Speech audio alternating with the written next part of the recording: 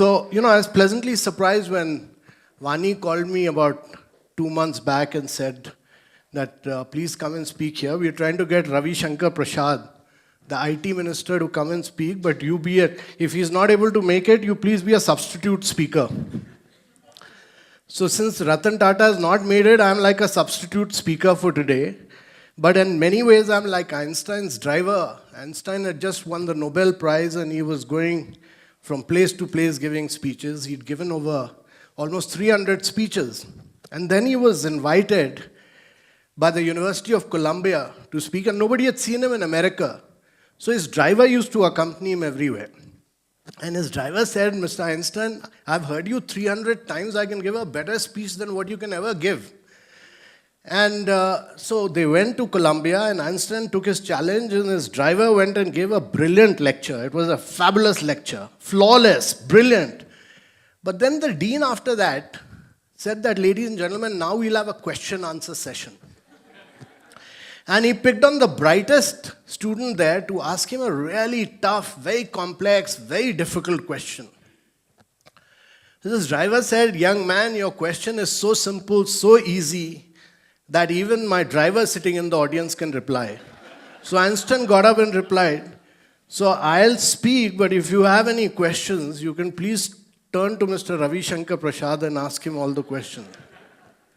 So we've had this very formidable presentation by Nandan, who's India's biggest intellectual genius and really has created this unique public infrastructure for government. India is the only country which has this kind of unique public infrastructure anywhere in the world. It's difficult to make a presentation, but not merely because I was going to speak after Mr. Nandan Nilekani, but many years back when I was in the tourism sector, after my experience in Government of India, I stopped making presentations because Mr. Jagmohan was my tourism minister. He took me to this tourism minister's, I just joined, I'd moved from Kerala, I just joined. He said, Beta, tum chalo mere saath. So I was young joint secretary. I accompanied him to the Chief Minister's conference. Mr. Vajpayee, in Vigyan Bhavan, the Prime Minister sits on top, Chief Minister sits below. They speak one by one. So it was my first experience of a Prime Minister addressing Chief Ministers in this conference. So they start alphabetically, A, B, C, D. So first came Andhra, Chandrababu Naidu spoke. B, Bihar, Lalu Prasad Yadav started speaking. And he spoke one para, two paras. He was starting his third para, then suddenly from one corner, Mr. Mulayam Singh Yadav got up and said, sir, point of order, point of order. So Mr. Vajpayee said, Mulayam ji, ye to parliament nahi hai, yahan to point of order nahi hota hai. So, aap baith jaiye. So he sat down and then Lalu Yadav read his next para and again he said, sir, point of order, point of order. So he said, kya baat hai, ab kyun disturb kar rahe hain? He said, नहीं साहब ये तो मेरी speech पढ़ते चले जा रहे हैं मैं क्या पढ़ूंगा जब मेरा टाइम है तो after that I said no more prepared. So when Dhruv asked me for my presentation, I said no more presentations. But it's been such a wonderful experience seeing this lovely presentation. Almost about a decade and a half back I was secretary tourism, and I was working in the fisheries sector. I was also in charge of fisheries, and I was working in the fisheries sector. And one of the key challenges then was, the fish goes through about 13 to 14 middlemen in Kerala. And the challenge was that we are able to do beach level auctions. We able to get a higher return to the traditional fishermen. And, in many cases, fisher women used to carry their fish to the city in Trivandrum. And one of the challenges then was that we were giving traditional crafts we were changing their technology. And one of the challenges was to give them fiberglass crafts, give them fishing nets, enable them to go much further into the sea outboard motors. So we all financed that. But for repayment, we said there must be a bank account and we should see that because, fishermen are quite prone to drinking. So we said 60% of their daily return must get back into their bank account for repayment, and 40% should go for their day-to-day existence. And it was such a struggle for me to open bank accounts. I tell you, it took me 10 to 11 months to open bank accounts for fishermen and fisherwomen. Because we had started this bus service, because in the normal buses, they could not travel, fisherwomen. So we created a special bus where they could keep their baskets at the back and sit in front, because normal buses, they were not being allowed. And today, about 20-odd buses run for fisherwomen, but we had to open bank accounts, and it was such a nightmare, such a nightmare. And we had to ring up chairman, go and work with, at all levels, come to Delhi, talk to the banking secretary, all kind of things. Just about a couple of months back, I walked into this Onam Day celebration of Federal Bank. I'm from Kerala cadre, so they invited me, I walked in. And Federal Bank opened my account using my thumb impression in 55 seconds flat. 55 seconds flat. So imagine from 11 months to 55 seconds flat. That is the paradigm shift of what Nandan has done actually. He has created an infrastructure which enables you to do this. When UPI was started, that particular month of October, they were doing 100,000, when we were pushing for it, they were doing 100,000 transactions. And December next year, they were doing 145 million. 145 million.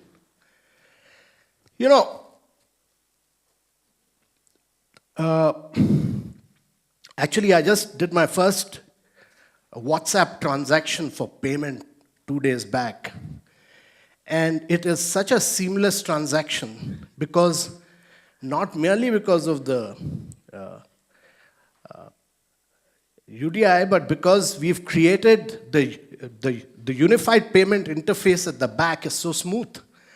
And therefore, unlike China, where your data is owned by Alibaba, Baidu, and unlike Google and Facebook in the United States, what distinguishes India from the rest of the world is that we've been able to create this unique Aadhaar infrastructure, create the India stack, and create the unified payment interface at the back, which is all government-led. And on the back of that, on the back of this public infrastructure, you have almost 1,000 fintech companies innovating on a regular basis. And therefore, you have Google Tej, you have Facebook, you have WhatsApp, all coming into, or Samsung Pay, all of them innovating.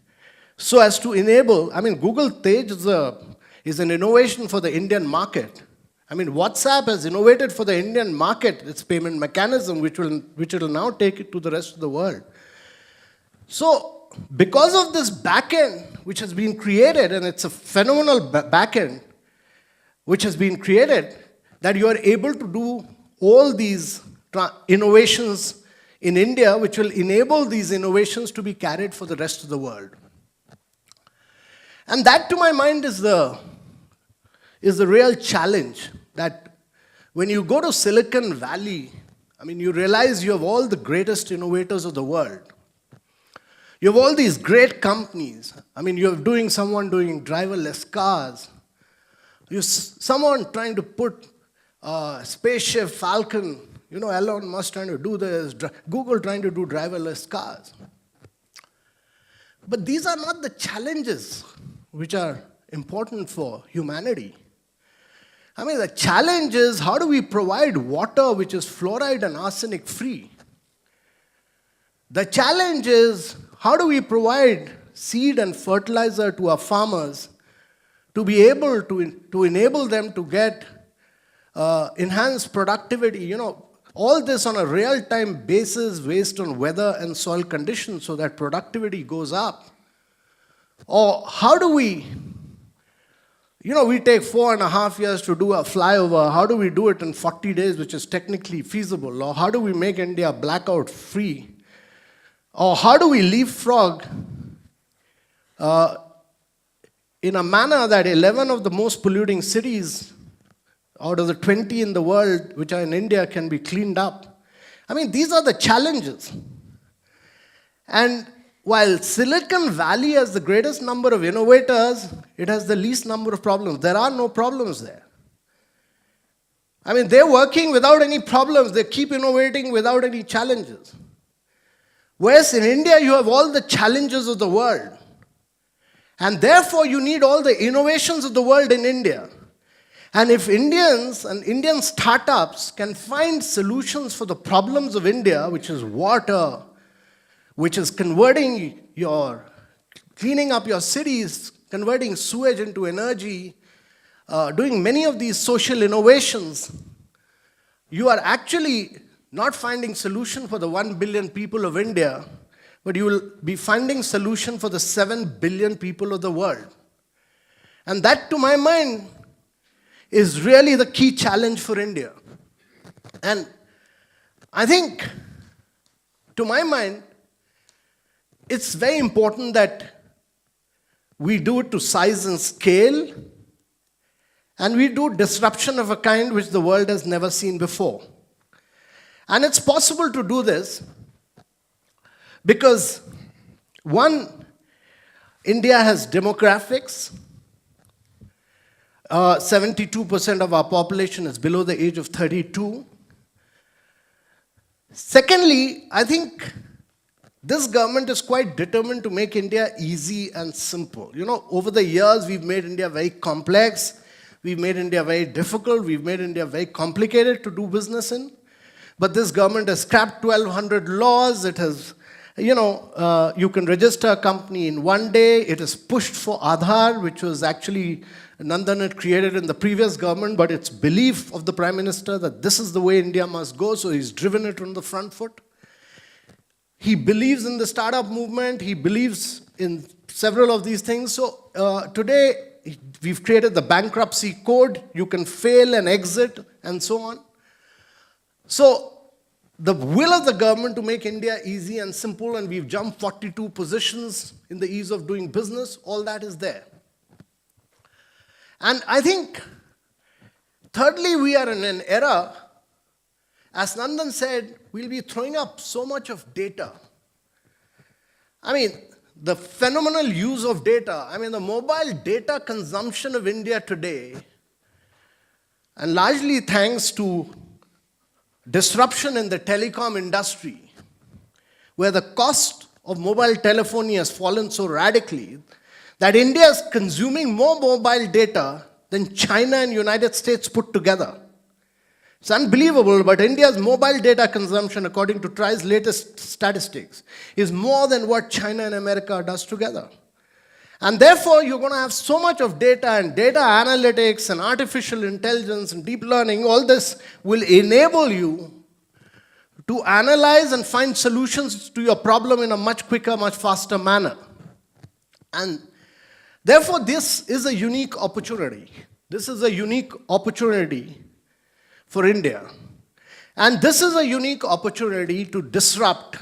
And one of the things we are trying to do, and I think the important thing is that in our education system, we've grown up with an Anglo-Saxon system of education where book learning, examination, passing out, all that is very critical. But one of the things we are trying to do is to disrupt this. In the last 1.5 years, we've opened 2,400 tinkering labs in schools, the Atal Innovation Mission. So we provided robots, 3D printers, Internet of Things. All this has been provided to students from class 6 onwards. Class 6 onwards, so that they disrupt India in a manner which the world has never seen before. And our objective is that in the next 3 years, we should be supporting 30,000 tinkering labs in schools across India. 30,000 tinkering labs cut across India so that students move away and start innovating. And we are able to develop the innovative mindset from class 6 onwards till class 12. And those who want to innovate can move out. And secondly, we are supporting a vast number of incubation centers across India. So we've supported, last year we supported 16. This year we're going to support about 30 incubation centers linked to education institutes, private institutes, and so on through a challenge route. And our objective is that we should allow a lot of students in our education systems, in our IITs, IIMs, to play around in these incubation centers and to come up with innovative products. And the third thing we are doing is to throw up huge challenges for India, huge challenges for the rest of the world to find solutions to the problems of India. I mean, in terms of water, in terms of electricity, in terms of waste, and you will see a lot of these grand challenges unfolding before you in a short while, so that the rest of the world can find solutions to the problems of India. These are very exciting days, because one of the key things that has been done is that earlier parents and students were afraid of failure. You know, we've all grown up in a system where a parent or a teacher couldn't afford to see a child failing, but failure is a very inherent part of a startup movement. And therefore, one of the key things we did when we came out with the startup policy in 2015, in August 2015, which the Prime Minister announced, many things we did. We did a fund of funds of 10,000 crores, out of which 2,680 crores has been released. We said there will be no capital gain tax for 3 years. We said there will be no tax for 3 years, and so on. Many things we did.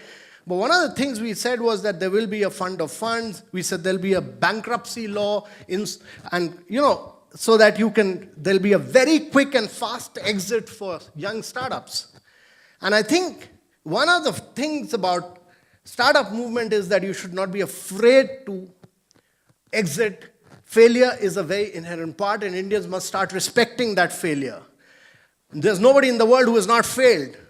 First time you failed, second time you failed, but third time you'll definitely succeed. But we should create an ecosystem which will enable you to move out of the system. And therefore, on the back of this phenomenal infrastructure that has been built up, both Aadhaar and UPI, you have the India stack. Nandan talked about it at great length. And you have about 1,000 financial technology companies innovating. And you have some very unique innovations going on, and you'll see a huge amount of disruption. And government's job of people like me is to facilitate and catalyze this change and to ensure that all of you succeed. And while we have about close to 4,500 technology startups in India, my view is that in the next 5 years, you'll have more than 25,000 startups, and these will drive the movement forward. We, on government part, would like to accelerate this change. We, on government part, would like to provide greater impetus to this change. And we would like to give it a huge, huge push so that this startup movement, because eventually, as an American study by a guy called Kaufman said, jobs are not created by large companies. They are created by young companies. And if India's challenge is to grow with jobs, these jobs will come from young startups, they'll come from MSMEs. And that's why, along with the big impetus to the startup movement, we've tried to provide these Mudra loans without any collaterals so that we can create young entrepreneurs. And a vast number of these Mudra loans, 76% of them have been taken by women entrepreneurs.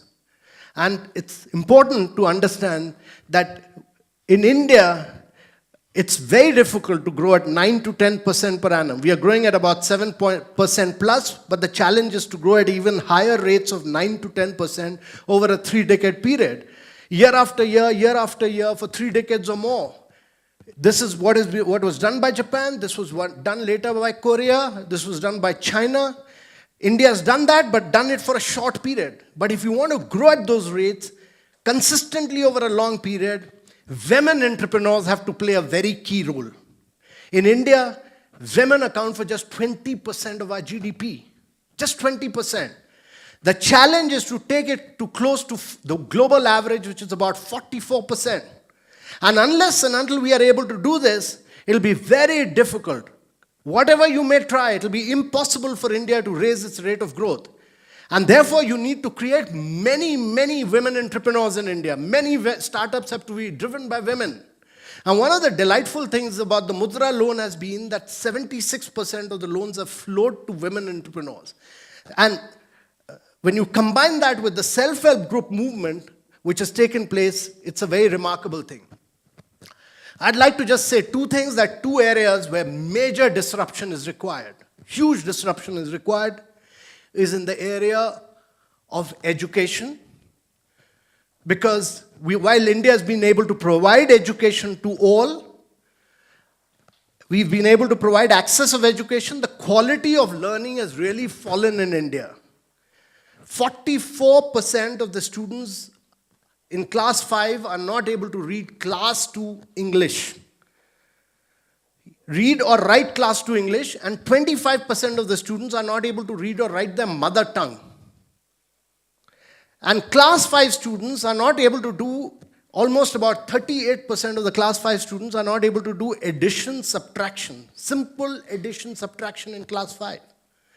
And therefore, we've examined this whole area, and our view is that there is absentia of teachers, teaching is not fun, there are a lot of vacancies of teachers across the eastern part of India. But one of the key challenges is how do we use technology to leapfrog in this area of education, and how do we improve the quality of learning in these areas. And the challenge, to my mind, lies in 7 states of India. It lies in about 200 districts of India, and I'll come to that. The second key challenge lies in the field of health and nutrition, which to my mind is again because 8 crore people in India go below the poverty line because we are, their out-of-pocket expenses for tertiary care is very high. We've just brought out, we strongly believe in ranking states. So on ease of doing business, I started with this and we ranked states. The first year we did this, Gujarat came number 1. But the very next year, Telangana and Andhra beat them. This year we've done it on health. And next month we'll announce the ranking on education. And by June we'll do the ranking of all the district hospitals across India. But one of the things that comes out is that again, on health, I think a huge amount of work has to be done, and the only way to make a difference is by startups. And I want to take this third issue of enhancing farmers' productivity, doubling their incomes. In the morning today, I interacted with a vast number of agricultural startups in Bangalore, and I was pleasantly surprised by the extent of technology they've used, bringing farmers produce, giving them a higher return, monitoring it, analyzing it, doing data analytics, using artificial intelligence, some of them using drones, and it's remarkable to see the work that they've done. And one of the key things I've decided is that we are working on 115 aspirational, 115 backward districts of India. And let me tell you, India can never grow till we don't transform these 115 districts which are keeping India backwards. So one of the challenges which the Prime Minister has given to us is transform these 115 districts, what we call as not the backward, but the aspirational districts. So we've created a baseline survey of where these districts are at present. And we are monitoring them because one of the major problems is that we keep working on 2011 data, the socioeconomic data of 2011. And that is all irrelevant. So we've created a baseline survey of where we are, and we are capturing data on a real-time basis of how change is taking place. Minute to minute, we'll capture. And we'll rank these districts on a real-time basis on how they're on a portal, on how they're going up and down every day. So that every collector, every MLA must know whether his district is going up or going down. And we are ranking them on 100 marks, out of which 30 marks are for education, 30 marks are for health, another 30 marks for agriculture, and 10 marks for infrastructure and skill. 5 marks for skill and 5 marks for infrastructure. So 100 marks we are ranking them which are going up and down. And my belief is that in many of these, we are working with several agencies. We are working with Piramal Trust on education health. We are working with ITC on agriculture. We are working with several agencies to do this transformation.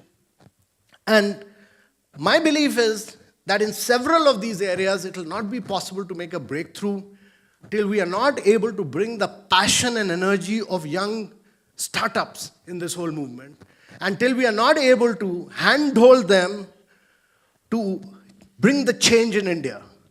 And number two is to ensure that we are able to use technology to leapfrog. In the normal manner, it will take us 2 decades, but we need technology to leapfrog in many of these areas. Education, health, agriculture, all these are areas which are dying out for disruption.